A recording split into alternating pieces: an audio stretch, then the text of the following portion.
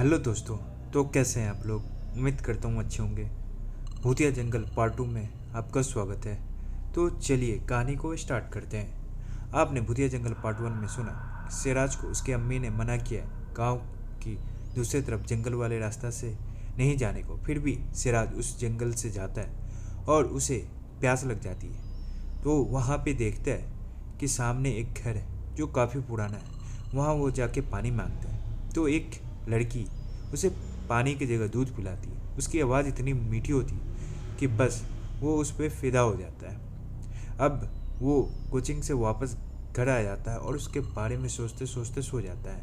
अब आगे सुबह जब मेरी आँख खुली, मेरे दिल और दिमाग में सिर्फ और सिर्फ वही आवाज़ बसी हुई थी और दिल एक ही बात सोच रहा था, उस लड़की का चेहरा कैसा होगा।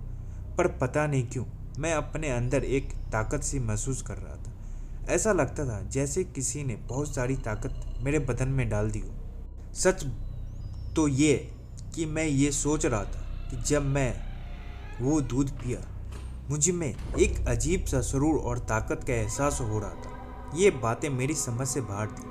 मैं बस उस लड़की का चेहरा देखना चाहता था। सच कहूँ तो दिल ही दिल में पता नहीं कौन कौन से सपने सजा दिए थे मैंने, और अपने दिमाग में पता नहीं क्या क्या भर दिया था मेरा। फिर मैंने यही सोचा कि पहले उस लड़की को देख तो लूं।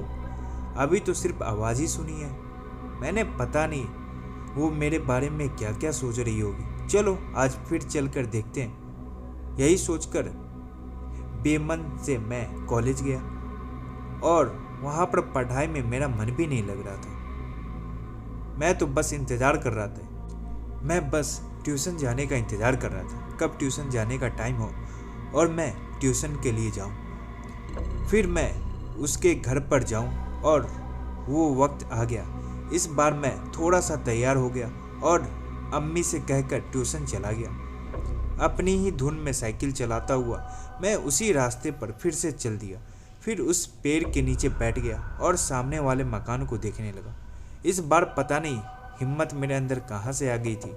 हालांकि ये हिम्मत कल मेरे अंदर नहीं थी। मेरे कदम खुद ब खुद उस मकान की तरफ बढ़ गए। इस बार मैंने फिर आवाज़ लगाई, कोई है घर में? कोई है घर में? घर में पर घर के अंदर से कोई आवाज़ नहीं आई। मैं बड़ा हैरान था कि कल जब मैंने इसी वक्त आवाज़ लगाई थी वहाँ पर एक लड़की थी, पर सोचा शायद वो आज नहीं हो। फिर ये सोच कि आज बाहर गई हो।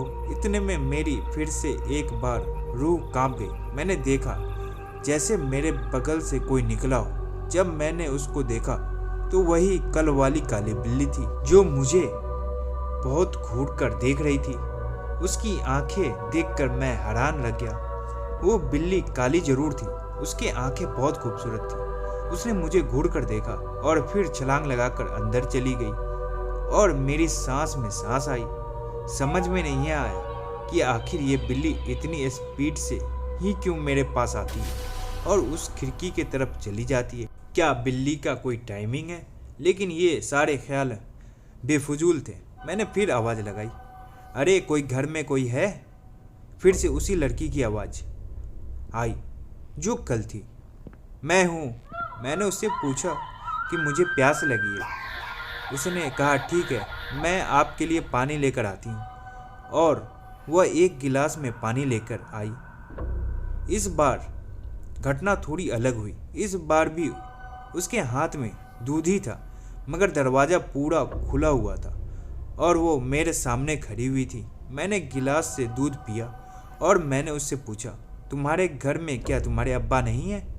इस पर उसने कहा नहीं। फिर उसने कहा क्या बात है, क्यों पूछ रहे हो? मैंने उससे कहा कि बस मैं उनसे मिलना चाहता हूँ। उसने कहा कि मेरे अब्बा किसी से नहीं मिलते, उनकी दुश्मनी बहुत है, इसीलिए हम सुनसान इलाके में रहते हैं। मेरे अब्बा किसी से भी नहीं बनती। मैं एक शरीफ घराने से ताल्लुक़ रखता हूँ और एक ऊंचे ख़ानदान से ताल्लुक़ रखता हूँ, पर पता नहीं क्यों जब भी ये मकान देखता हूँ और आपकी आवाज़ सुनता हूँ, मेरे कदम खुद ब खुद आपकी तरफ खींचे चले आते हैं। ये सुनकर बहुत ज़ोर ज़ोर से हंसने लगी। मुझे याद है ब्लैक कलर का सलवार और कमीज पहने हुई थी। उसके बाल खुले हुए थे और बहुत ही लंबे और घने थे। उसकी आंखें बहुत खूबसूरत थी, पलकें बहुत घनी और उसका दुपट्टा उसके कंधे के नीचे था। उसको देखकर मुझे ऐसा लगा जैसे कि वो इस दुनिया की है ही नहीं। मैंने इतनी खूबसूरत लड़की अपनी ज़िंदगी में कभी नहीं देखी थी। यूँ लगा जैसे वो कहीं और किसी ग्रह से आई है। उसे देखते ही मेरी जुबान से ये निकल गया कि बचपन में परियों की कहानी सुना करता था, लेकिन आज आपको देखकर मुझे ऐसा महसूस हुआ जैसे ये हकीकत है। यकीन मानो, आपसे ज़्यादा खूबसूरत आज तक मैंने नहीं देखा। मुझे ये बोलने की हिम्मत कहाँ से आई, मैं खुद पर हैरान था। ये सुनकर वो खिलखिलाकर हंस दी और मैं हैरान रह गया। मुझे लगा शायद मेरी इस बात से नाराज़ हो जाएगी, मगर ऐसा हुआ नहीं। वो बोली, तुम सोच रहे होगे कि मैं इतनी जल्दी तुमसे बेतकल्लुफ़ क्यों हो गई। ऐसा इसलिए कि मैं अकेले घर में रहकर बोर हो गई। ना तो मेरा कोई दोस्त है, ना मेरी कोई सहेली, ना हमारा कोई पड़ोसी है। और मैं बेवकूफ़ उसकी बातें सुनकर ये अंदाज़ा भी नहीं लगा सका कि इतने सुनसान इलाके में ये लड़की यहाँ अकेली रहती है और ये बोल रही है कि उसके बाप नहीं है। क्या यह सही बोल रही है? सच तो ये है कि मैंने दिल में उसी वक्त ये फैसला कर लिया था कि अगर मैंने शादी करूँगा तो इसी लड़की से करूँगा, वरना मैं सारी ज़िंदगी कुंवारा रहूँगा। मैंने उससे कहा कि हम फिर मिल सकते हैं। उसने कहा कि हाँ, मिल सकते हैं, कोई एतराज़ नहीं, लेकिन मेरी एक शर्त है, तुम इसी वक्त मुझसे मिलने आया करो। शाम को या सुबह कभी भी मुझसे मिलने नहीं आओगे। मैंने उससे वजह पूछी तो उसने फिर से वही वजह बता दी। उसके अब्बा वो ये सब पसंद नहीं करते और ये सब देखकर बहुत बहुत नाराज़ हो जाएंगे। मैं उसको देखकर उसकी मोहब्बत में इस कदर दीवाना हो चुका था कि उसकी हर बात मानने को तैयार था। धीरे धीरे करके सिलसिला आगे बढ़ता चला गया और इसी तरह हमें मिलते हुए 1 महीने का वक्त बीत गया। इसे 1 महीने के वक्त में हम दुनिया जहान की बातें करते थे। वो मुझसे शहरों के बारे में पूछती, गांव के बारे में पूछती। वो मुझसे पूछा करती थी गांव के लोग कैसे होते हैं, और मैं बताता रहता था, क्योंकि उसका कहना था कि वो कभी गांव या शहर कभी गई ही नहीं, वहाँ से बाहर कहीं निकली ही नहीं। उसके अब्बा ने उसे कहीं जाने ही नहीं दिया और मैं उसकी हर बात को सही समझता था। उससे मोहब्बत जो करने लगा था और उसे यही कहता कि चलो मैं तुम्हें गांव दिखाता हूँ, मगर वो अक्सर मना कर देती थी। नहीं, मैं यहाँ से नहीं निकल सकती। एक दिन मैंने फैसला किया कि आज मैं उसे अपने दिल की बात कर ही लूँगा। उस दिन मैंने उसे साफ तौर पर कहा कि मैं तुमसे मोहब्बत करता हूँ और बेइंतहा मोहब्बत करता हूँ। क्या तुम मुझसे शादी करोगी? उसने कहा, मैं इसका जवाब कल दूँगी। फिर से मुझे कल का इंतज़ार था, लेकिन हमेशा मैंने एक बात पर गौर किया था। इस 1 महीने में मैं कभी भी उससे मिलने गया और मैंने कभी भी आवाज़ लगाई तो उसकी एक बार में आवाज़ कभी नहीं आई, और हमेशा वही बिल्ली मेरे पास से गुजरती और हमेशा उस खिड़की के पास जाती और अंदर चली जाती। उसके बाद मरियम की आवाज़ आती, लेकिन जब मैं उसका चेहरा देखता था तो ये पूछना भूल जाता था कि आखिर ये माजरा क्या है। फिर मैं दूसरे दिन मैं अपने वादे के मुताबिक फिर उसके घर गया, लेकिन ना तो वहाँ पर मुझे मरियम मिली और ना वो बिल्ली।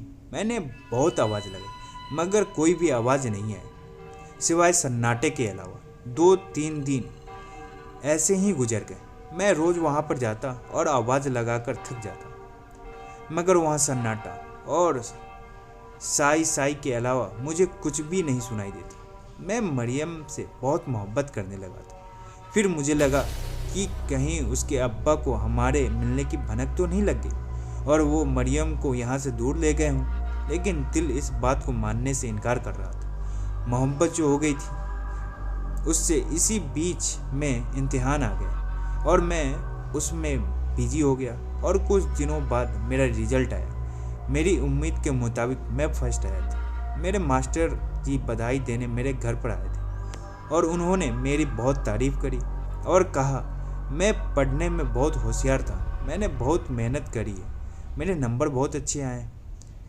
मेरा किसी अच्छे कॉलेज में एडमिशन कराया जाए, किसी शहर के बहुत ही अच्छे कॉलेज में।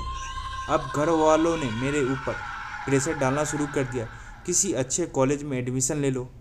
मगर मैं मरियम से नहीं मिला था। समझ नहीं आ रहा था कि आखिर वो कहाँ खो गई, ज़मीन निकल गई या आसमान खा गया। और एक दिन मैंने फैसला कर लिया, मैं उससे उस वक्त मिलने जाऊंगा जिस वक्त उसने मुझे आने से मना किया था। और अगर उसके अब्बा मुझे मिले तो मैं उन्हें साफ साफ बता दूंगा कि मैं मरियम से बहुत मोहब्बत करता हूँ और उसके लिए कुछ भी कर सकता हूँ। मैं बहुत शरीफ ख़ानदान का लड़का हूँ, वो मुझे अपनी लड़की का हाथ दे दे। मेरे दिल के सारे खौफ मिट गए थे। पता नहीं मैं इतना निडर कैसे हो गया था।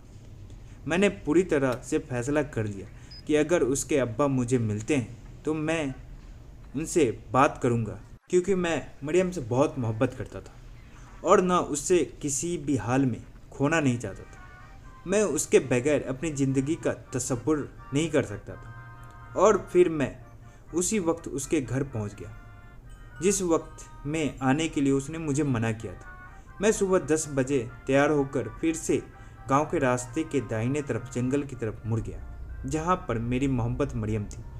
और जब गया तब मैंने देखा वही बिल्ली उसी दरवाजे के पास बैठी हुई थी, ऐसे जैसे कि किसी का इंतज़ार कर रही थी। जैसे ही उस बिल्ली ने मुझे देखा वो खड़ी हो गई और खड़े होकर पता नहीं क्यों वो मुझे बहुत प्यार से देखने लगी।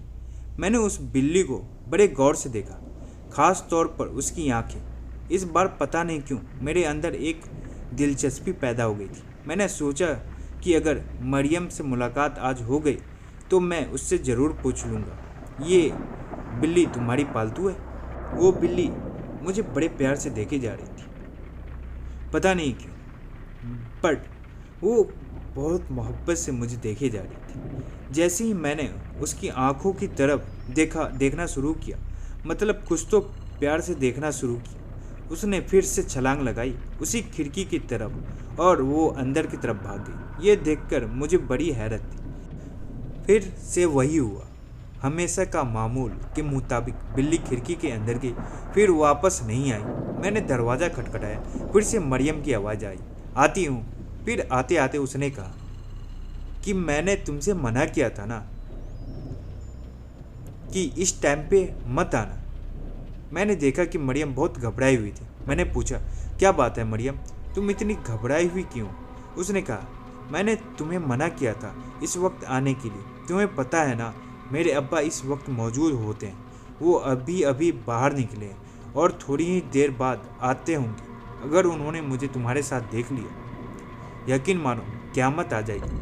मेरे अब्बा बहुत ही जालिम है। मैंने भी बड़ी दिलेरी से कहा कि मैं आज मामला आर पार करने आया हूँ। तुम्हारे अब्बा कितने ही जालिम क्यों न हो, पर मेरी मोहब्बत तुमसे सच्ची है और मैं हर बड़े बड़े खतरे लेने को तैयार हूँ। और ये बात सच थी। मैं उसके लिए कितना भी बड़ा खतरा क्यों न हो लेने को तैयार था। मैंने उससे कहा, मरियम, मैं तुमसे मोहब्बत करता हूँ और मैं तुम्हारा जवाब लेने के लिए आया। तुम इतने दिन नहीं थी, तुम सोच नहीं सकते मेरे दिल में कैसे कैसे ख्याल आ रहे थे। तुमने मुझे बुलाया था, मगर मैं बहुत बार तुम्हारे घर पर आया, मगर तुम नहीं मिली। अब मैं शहर जा रहा हूँ, तुम्हारा जवाब सुने बगैर मैं कैसे जाऊँगा? और सच तो ये है कि तुमसे शादी किए बगैर मैं नहीं जाऊँगा, तुम्हें लेकर ही जाऊँगा। मरियम, मैं तुमसे दीवानों की तरफ प्यार करता हूँ। क्या तुम मुझसे प्यार करती हो? उस वक्त वो वाकई डरी हुई थी। क्या वजह थी? उस वक्त मैंने ना उससे पूछा और ना उसने मुझे बताया, क्योंकि मुझे सिर्फ अपने जवाब का इंतज़ार था।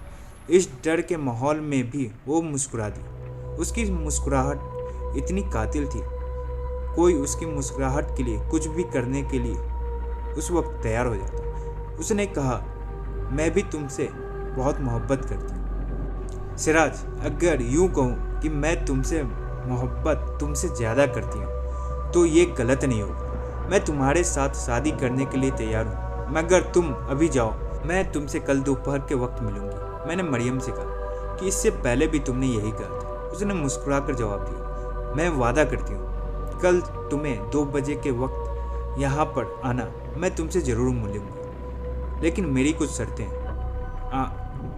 सिराज, मैंने कहा, कौन सी शर्त? उसने कहा, इस बारे में हम कल बात करेंगे। कल तुम दोपहर 2 बजे के वक्त यहाँ पर आना, अभी यहाँ से चले जाओ। मैंने उससे फिर कहा, क्या वाकई तुम मुझसे शादी करोगी? उसने कहा, हाँ। क्यों नहीं? मेरा जवाब हाँ है। हम इस बारे में कल और तफसील से बात करेंगे। अभी तुम यहाँ से जाओ, अभी तुम मेरे बारे में कुछ नहीं जानते।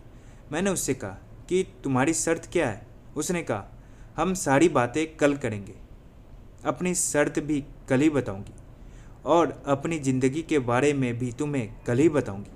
मैंने उससे कहा, मुझे कल का इंतज़ार रहेगा।